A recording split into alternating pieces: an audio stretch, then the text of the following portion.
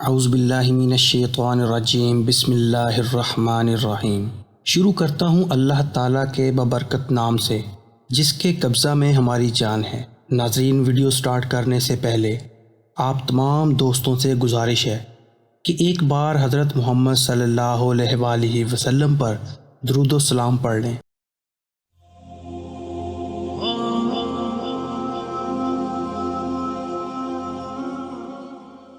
اللہ تعالیٰ کو بندے کی کون سی ادا پسند ہے؟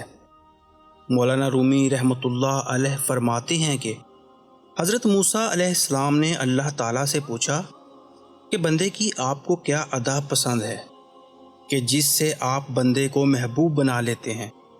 اللہ تعالیٰ نے فرمایا، اے موسیٰ، جس طرح سے 3 سال کے بچے کی ماں کسی لغزش پر کان پکڑ کر نکالتی ہے، نکل جا نالائق گھر سے، وہ نکالنا نہیں ہوتا بلکہ تنبیہ ہوتی ہے، تو وہ بچہ بجائے نکلنے کے ماں کے پیروں سے لپٹ کر زار و قطار روتا ہے۔